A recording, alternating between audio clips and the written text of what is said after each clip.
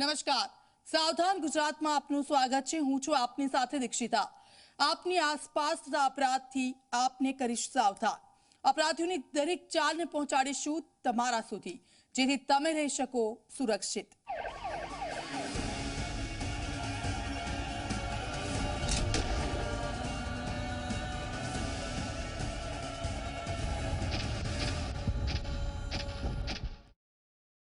એટીએમમાં પૈસા ઉપાડતી વખતે અજાણી વ્યક્તિ પર વિશ્વાસ મૂકો, તમને પડી શકે છે ભારે। તમારા એટીએમ કાર્ડ પર નજર રાખીને બેઠા છે ગઠિયાઓ। તમારી જાણ બહાર જ તમારા ખાતામાંથી ઉપડી શકે છે રૂપિયા। આ ગઠિયાઓ વડીલોને બનાવી રહ્યા છે સોફ્ટ ટાર્ગેટ। શું છે આ સમગ્ર મામલો, જુઓ આ અહેવાલમાં।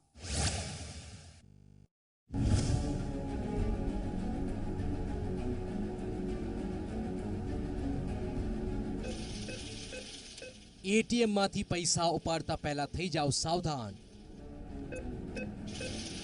गठियाओ राखी रह्या छे तमारा एटीएम पर नजर। गठियाओ वडीलोने बनावी रह्या छे सॉफ्ट टार्गेट।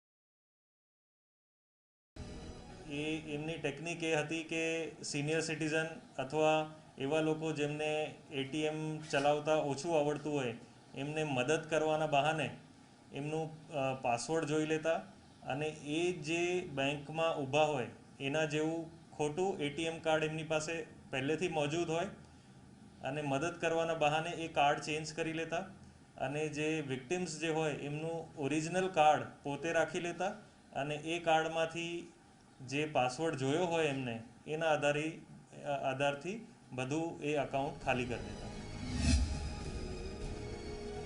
आरोपी शुरू में मौत शौक पूरा करवा माटे नानी मोटी चोरी करतो, जेने लईने तेना पिताए ठपको आपता ते घरेथी निकળી गयो હતો। ત્યારબાદ મોજાનું વેચાણ કરતો, પણ તેમાં મોત શોખ પૂરા ન થતા એટીએમ માંથી પૈસા ઉપાડવામાં વૃદ્ધોને તકલીફ પડતી હોવાથી તેમણે ટાર્ગેટ બનાવવાનું નક્કી કર્યું હતું। બસ પછી તો આ ધંધામાં તેવી ફાફટ આવી ગઈ કે તેને વિવિધ શહેરોમાં આ પ્રકારે લોકોને છેતરવાનું શરૂ કર્યું। જો કે આરોપી પોલીસની ઝડપમાં ત્યારે આવ્યો જ્યારે સાબરમતીમાં એક સિનિયર સિટીઝનના ખાતામાંથી 1.70 લાખ બારોબાર ઉપાડી લીધા હોવાની ફરિયાદ થઈ, જેની તપાસ કરતા ક્રાઇમ બ્રાન્ચે રાજવીર ભટ્ટ નામના આરોપીને દબોચી પાડ્યો। ત્યારબાદ તેને સિનિયર સિટીઝન સાથે કરેલા 19 ગુના કબૂલ્યા હતા। આરોપી ઘણા સમયથી આ પ્રકારના ગુનો કરી રહ્યા છે અને એમને મુંબઈ, સુરત, બારડોલી, નડિયાદ, વાપી, અજમેર એવું બધું મળાઈને ટોટલ 20થી 30 જગ્યાએ આવા ફ્રોડ કર્યા છે। અમદાવાદ ખાતે પણ ઘણા બધા એમના સામે ગુના આ અરેસ્ટના લીધે ડિટેક્ટ થાય છે અને હાલમાં વેજલપુર પોલીસ સ્ટેશનમાં એમની ફરિયાદ લઈને એમને અરેસ્ટ કરવામાં આવ્યા છે। આમ મોત શોખ પૂરા કરવા માટે ફ્રોડ કરવાનો યુવાને નક્કી કર્યું, પણ તેને ભરેલું આ પગલાં એ તેને જેલના સળિયા પાછળ ધકેલી દીધું છે। આપણે ખાસ ધ્યાન રાખવું જોઈએ એટીએમમાં આસપાસ કોણ છે। બીજા વ્યક્તિઓ પોતે પૈસા ઉપાડવા માટે આવ્યા છે એવું બહાનો કરીને તમારું પિન જોઈ શકે છે અને પિન એટીએમમાં નાખતા હોય કે પછી પોઈન્ટ ઓફ સેલ મશીનમાં નાખતા હોય હંમેશા હાથથી કવર કરી કાં તો બીજાને ન દેખાય એ જ રીતે પાસવર્ડ આપણે નાખવું જોઈએ। મૌલિક ધામેચા, ઝી મીડિયા, અમદાવાદ.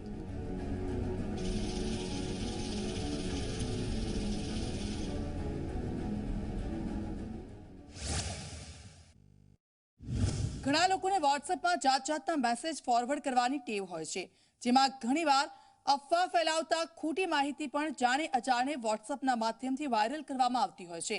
જો કે વોટ્સએપમાં આવા ખોટા મેસેજ વાયરલ કરવાથી તમે થઈ શકો છો જેલ ભેગા. શું છે આ સમગ્ર મામલો, જોઈએ આ અહેવાલમાં.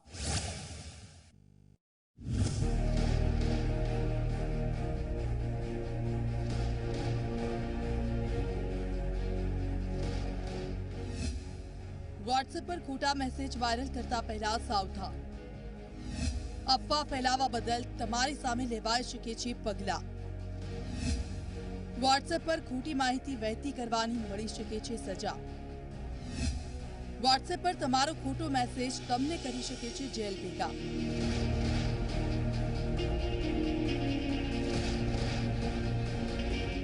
અમદાવાદમાં કોવિડ હોસ્પિટલ માટે નર્સની ભરતી અંગેનો ખોટો મેસેજ વોટ્સએપ થકી સોશિયલ પ્લેટફોર્મ પર ખૂબ વાયરલ થયો હતો. જો કે પોલીસ આ અંગે તપાસ કરી રહી હતી. IKDRSનું નામ વાપરીને નર્સની જરૂરિયાત હોય, 30,000 માસિક પગાર હોય અને આટલા ટાઈમમાં આ એક નંબરે કોલ કરવો ફક્ત ખ્રિસ્તી ભાઈઓ અને બહેનો માટે, એવી એક જાહેરાત હતી. તપાસ દરમિયાન સામે આવ્યું કે સુરતમાં પ્રિન્સિપાલ તરીકે ફરજ બજાવતા સત્યેન્દ્ર રાઠોડે આ મેસેજ વોટ્સએપથી વાયરલ કર્યો છે.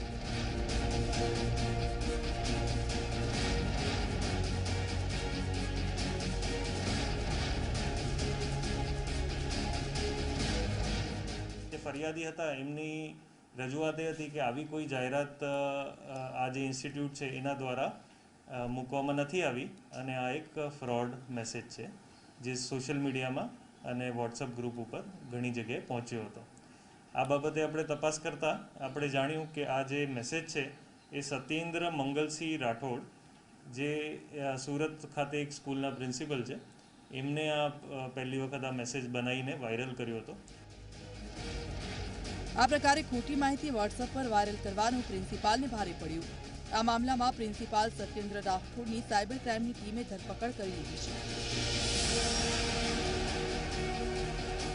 66C IT એક્ટના મુજબ આપણે ફરિયાદ નોંધીને એમની અરેસ્ટ કરી છે. કારણ બાબતે આપણી તપાસ હાલમાં ચાલુ છે, પણ એવું અત્યાર સુધી કોઈ ટ્રાન્ઝેક્શન થયા નથી અને આ રીતે કોઈ ચીટિંગ થઈને કોઈકની પાસે પૈસા ભરાવ્યા હોય કે કોઈ ટાઈપનું ફોર્મ એમને બહાર પાડ્યું હોય, એવી બાબત પ્રાથમિક દ્રષ્ટિએ બહાર નીકળતી નથી. કોરોના કાળમાં જાત જાતના મેસેજ સોશિયલ મીડિયામાં આવતા હોય છે. કોઈની વાતમાં આવીને સોશિયલ મીડિયામાં મેસેજ વાયરલ કરવા બદલ તમે જેલના સળિયા પાછળ ધકેલાઈ શકો છો. સુરતમાં રહેતા અને પ્રિન્સિપાલ તરીકે ફરજ બજાવતા સત્યેન્દ્ર રાઠોડે પણ આવી જ રીતે મેસેજ વાયરલ કરવો ભારે પડ્યો. સત્યેન્દ્ર રાઠોડે અમદાવાદમાં આવેલા ઇન્સ્ટિટ્યૂટ ઓફ કિડની ડિસીઝ અને રિસર્ચ સેન્ટરમાં કોવિડ માટે મેલ કે ફિમેલ નર્સની જરૂર છે એવો મેસેજ વાયરલ કર્યો હતો. આ જાહેરાતમાં એવું કહેવાયું હતું કે 11 માસના કોન્ટ્રાક્ટ પર 30,000 પગાર મળશે.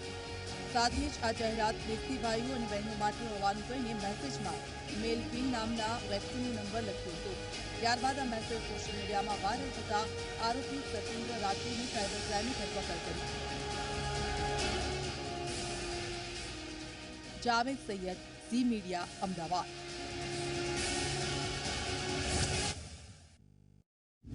અમદાવાદના માધવપુરામાં કૌટુંબિક ઝઘડામાં કરવામાં આવ્યો એસિડ અટેક. એસિડ અટેકથી 2 બાળકીઓ, 1 બાળક અને 1 મહિલા સહિત 4 લોકોના ચહેરા દાઝી ગયા. પોતાના જ પરિવારના સભ્યો પર આરોપીઓએ કેમ કર્યો એસિડ અટેક, જોઈએ આ અહેવાલમાં.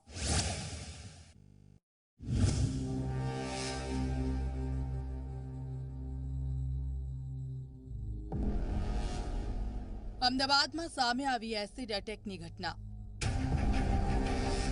એસિડ અટેકથી એક જ પરિવારના 4 સભ્યોને ઈજા. ફૂલ જેવી બાળકીઓના ચહેરા પર ફેંક્યું એસિડ.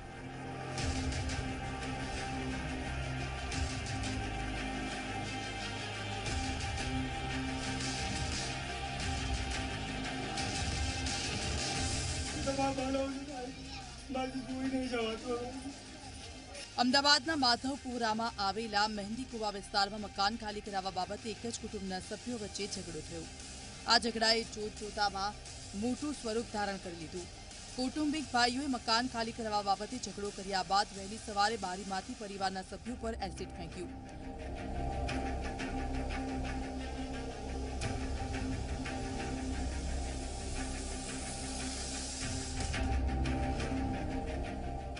આ એસિડ અટેકમાં 5 અને 8 વર્ષની બંને બાળકીના ચહેરા પર એસિડ ઉડતા તેઓના ચહેરા અને આંખ પર દજાઈ ગયું. અન્ય એક બાળક અને તેની માતા પર પણ એસિડ ઉડતા તેઓ દાઝી જતા તમામને સારવાર માટે સિવિલ હોસ્પિટલમાં દાખલ કરવામાં આવ્યા.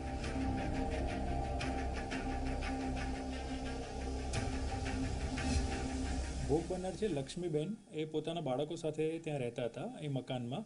અને મકાન જે છે એમને જેમની સાથે વેચાતું લીધું હતું તેમના દીકરા અજયભાઈ દંતાણી અને વિજયભાઈ દંતાણીને એ વસ્તુ પસંદ નથી કે મારું મકાન કેમ મારા ફાધર પાસેથી તમે લીધેલું છે. જેની દાજ રાખીને અવારનવાર ઝઘડા પણ તેઓ કરતા હતા. અને ગઈકાલ સવારે 5 વાગે ભોગ બનનાર બેન લક્ષ્મીબેન ઉપર એમને અને એમના 3 બાળકો ઉપર એસિડ જે ઘરમાં હતો એનાથી હુમલો કરેલો હતો. ખાસ કરીને બેન જે દાઝ્યા છે અને એમના બાળકોને ઉપર છાંટા ઉડવાથી એમને પણ અત્યારે સારવાર હેઠળ સિવિલ હોસ્પિટલમાં રાખેલ છે. મહેંદી કુવામાં આવેલી કંચનબેનની ચાલીમાં લક્ષ્મીબેન દંતાણી તેમના 2 દીકરા અને 3 દીકરીઓ સાથે રહે છે. લક્ષ્મીબેને મકાન 6 વર્ષ પહેલા તેમના કાકા સસરા મોહનભાઈ દંતાણી પાસેથી 3 લાખ રૂપિયામાં ખરીદ્યું હતું. મકાન ખરીદી લીધું હોવા છતાં તેમના પુત્ર અજય અને વિજય આ મકાન ખાલી કરવા બાબતે ઝઘડો કરતા હતા. તમામ લોકો ઘરમાં સૂતા હતા ત્યારે અજય દંતાણી વહેલી સવારે 5 વાગે આવ્યો હતો. મકાનની બારી ખુલ્લી હતી. તેમાંથી બૂમ પાડી કહ્યું કે મકાન કેમ ખાલી નથી કરતા, તમે કેવી રીતે રહો છો, તેમ કહીને હાથમાં રહેલો એસિડનો ડબ્બો ઊંચો કરી અંદર એસિડ ફેંક્યું હતું.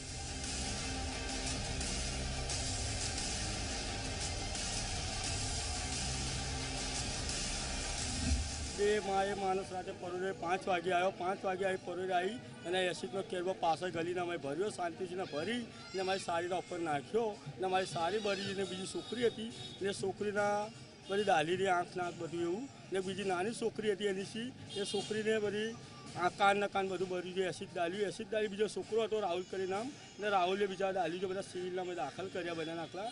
અને આ બનાવ બન્યો ને આ લોકો મકાનમાં અહીંયા ગાડી આટલા વર્ષથી રહે, 7-8 વર્ષથી અહીં મકાનમાં રહી રહ્યા એ લોકો ને રે એટલે એ લોકો દરરોજ આવી દારૂ પી દરરોજ જુલમ કરતા હતા એમના ઉપર, અલ્પેશ ભાઈ ઉપર. લક્ષ્મીબેન તેમની 5 અને 8 વર્ષની દીકરી તેમજ 10 વર્ષના દીકરા પર એસિડ ઉડ્યું હતું. તમામના ચહેરા પર એસિડ ઉડતા તેઓ દાઝી ગયા હતા. કૌટુંબિક ઝઘડામાં બંને બાળકીઓના ચહેરા બગડ્યા હતા. માધવપુર પોલીસે આ મામલે હત્યાના પ્રયાસ સહિતનો ગુનો નોંધ્યો છે. 1 મહિના પહેલાં આ જે મિલકત છે એ બેને એમના અજય જે છે આરોપી એના ફાધર પાસેથી પરચેસ કરેલી હતી. ત્યારથી જ એમને પસંદ હતું નહીં. આરોપી સામાન્ય રીતે અહીંયા ચોટીલાની આસપાસ ફુગ્ગા વેચવાનું કામ કરે છે, પણ છેલ્લા કેટલાક દિવસથી અહીંયા આવેલો હતો. સુરેન્દ્રનગરના ચોટીલાથી એસિડ અટેક કરનાર આરોપીને પોલીસે ઝડપી પાડ્યો છે. પોલીસ મોબાઈલ લોકેશનના આધારે ચોટીલા પહોંચી હતી. ચોટીલા પોલીસે આણંદપુરા રોડ ઉપરથી ફિલ્મી ઢબે આરોપીને દબોચી લીધા. બંને આરોપી ભાઈઓ અજય મોહન દંતાણી અને વિજય મોહનભાઈ દંતાણીને ચોટીલાથી અમદાવાદ લવાયા. ઉદય રંજન, ઝી મીડિયા, અમદાવાદ.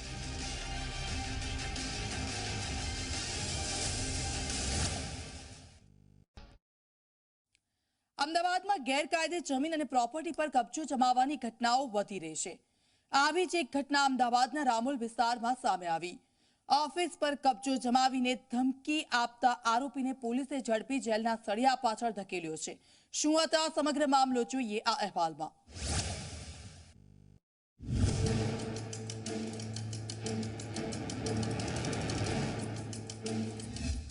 ગેરકાયદેસર જમીન પ્રોપર્ટી પર કરી લેવાયો કબજો. અમદાવાદના રામોલ વિસ્તારની આ ઘટના સામાજિક સંસ્થાની આડમાં થતી હતી ગેરરીતિ.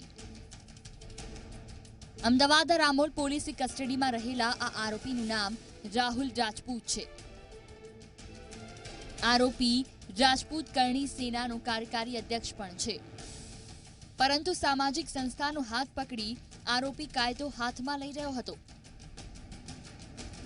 જે અંગે પોલીસે આરોપી રાહુલ રાજપૂત વિરુદ્ધ ગેરકાયદેસર પ્રોપર્ટી પર કબજો કરવો, ડ્રાઇવિંગને બાદમાં ફરિયાદીને મારી રાખવાની ધમકી આપવા અંગે અલગ અલગ 2 ફરિયાદ નોંધી આરોપીની લખનૌથી ધરપકડ કરી છે. રાહુલ રાજપૂત, સંગ્રામ, રાજન તેમજ અન્ય બીજા 4 થી 5 ઈસમો જે છે એ ત્યાં બેસતા રહેલા અને તેમની પ્રવૃત્તિ સારી નહીં લાગતા ફરિયાદીશ્રીએ તેમને દુકાનમાં નહીં આવવા જણાવેલું, જેથી એનકેન પ્રકારે તેને ધાક ધમકી આપી અને દુકાન અમને વેચી દીધી તો સારું નહીં થાય એ બાબતની વાતો કરતા હતા, ધમકી આપતા હતા અને 5 નવેમ્બરના રોજ તેમણે પચાવી પાડવાના ઈરાદે ટોળું લઈ અને દુકાનમાં ધસી આવેલ અને તેની સાથે મારપીટ કરતા હોય એ દરમિયાનમાં કંટ્રોલ મેસેજ થતાં પોલીસ ઘટના સ્થળે પહોંચેલી અને ફરિયાદીની ફરિયાદ આધારે આ તમામ લોકો વિરુદ્ધમાં રાયોટિંગ સાથે બળજબરીથી દુકાન પડાવી લેવાનો ગુનો દાખલ થયેલો. રામોલ પોલીસ મથકે આરોપી રાહુલ વિરુદ્ધ 2 ફરિયાદ નોંધાઈ, પરંતુ તેની ગેંગના અન્ય સાગરીતો વિરુદ્ધ પણ પોલીસને મારામારીને ધમકી આપવાની અરજીઓ મળતી હોય છે, જેથી પોલીસે ગેંગના તમામ આરોપીના ગુનાહિત ઇતિહાસ તપાસવાની શરૂઆત કરી છે, જેમાં માહિતી તેવી પણ સામે આવી છે કે આરોપી અગાઉ પણ એક દુકાન આવી જ રીતે પડાવી લીધી હતી.